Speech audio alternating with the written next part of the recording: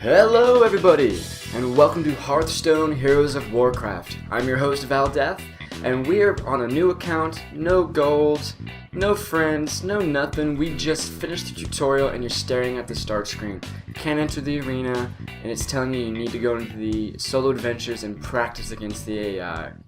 So what we're going to talk about today is how to start efficiently, maximizing your resources, not spending a penny. However, if you do wish to spend some money, I'll show you the best time to do that. Now, the game creates some basic decks for you for each class, and first of all, you don't want to use them. You only have one hero unlocked when you begin, the Mage. Come under here, normal practice, and you would play, you would see this screen starting under basic decks, and you'd only have Mage. 10 out of 20 basic cards. You do not want to play this deck, it stinks. Instead, we'll go in and create a custom deck, which I've already done so here. And then you need to defeat the other 8 heroes. By doing so, will net you 100 gold from defeating all of them. As you win games, you'll earn experience and unlock more cards, and we'll swap out cards in this custom deck, generally for those new basic cards, because they're very strong cards that you need to unlock. Once you've done that, you need to make sure the Mage is up to level 10. You can play a couple extra games if you haven't gotten there by the time you've defeated all of them. Once you're at level 10, you'll get another 100 gold. Next, you need to do the same thing for all 9 classes. Get them to level 10 by practicing against these AIs right here. And in doing so, you'll get another 100 gold. You'll get more practice on how each of the characters play, and get a feel for the game and these basic cards. When you want to do this with all the characters, get them all to level 10, you will have unlocked all the basic cards and get another 100 gold. Then the next step you need to do is with one of your custom decks, you will have unlocked Expert Mode. You'll come under here and defeat all the classes under Expert Mode. That will unlock another 100 gold. Once that's complete, then it's time to play a couple of casual games under Play Mode against players. I already have the quest here, let's see, because I already came in here once. The quest you'll get when you go into Play Mode is First Blood. Complete a game in Play Mode and you'll get a free pack. Now, packs that you get as prizes you can go ahead and open, but don't disenchant anything, don't spend any gold yet until we're done with this process. Once you complete this quest, you'll get another one to defeat 3 opponents in Play Mode. Go ahead and do so in casual mode here, not ranked. Don't do ranked yet, go ahead and do casual. Get your extra gold. Once you've done that, you basically have gotten all the free gold you can get without just playing games against players. So now what you will want to do is then spend that gold in the arena. The arena costs 150 gold or $2 American US. You want to spend your gold in here because it's the Hearthstone is limited format where you randomly select cards between sets of 3 cards at a time to get your 30 cards. We'll do some arena stuff on the channel. But there you get practice in the game, you get to see exposure more to the expert cards, get to learn how to play the different characters, and you'll get bonus rewards for winning games there, extra dust, which is really what you want, and more gold to play the arena more. Once you've done that and exhausted all your gold, you'll have all these extra packs from winning or how so many games. You can open all those packs, and then you can start wondering about spending your resources. This is the point that I would spend real money to buy any packs if you wanted to. Once you have this initial set of packs, you can then go ahead and worry about disenchanting cards you don't want under crafting mode here. You can select cards and disenchant them, craft them based on dust that you have.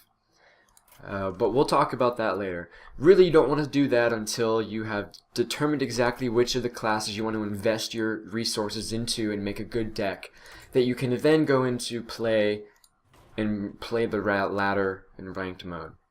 You really don't want to do that until you've done these basic steps and got the hang of the basics of the game and how the decks work and seen some of the basic cards. And all this practice can only help you, and really should not take very long, a week or 2 at the most, depending on how much you play. Now the basic deck that I wanted to mention to show you, the Mage deck, here it is. For most of the classes, the custom deck you'll want to make will be all the class cards, generally. In some cases you won't add some of the cards that are unlocked, but for most most cases you want all of them.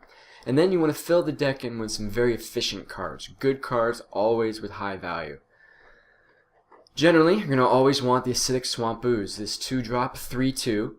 Any card that is greater stats, XX stats than its cost is very valuable. 3/2 for 2 mana. The 3 is greater than 2, so it's very powerful. And its ability, the Battle Cry, to destroy your opponent's weapon is very valuable. Some of the classes in the game use weapons, warriors, paladins, rogues, and being able to destroy those weapons, hunters as well, is very efficient. And in the beginnings of the game, this is the only card that can do so.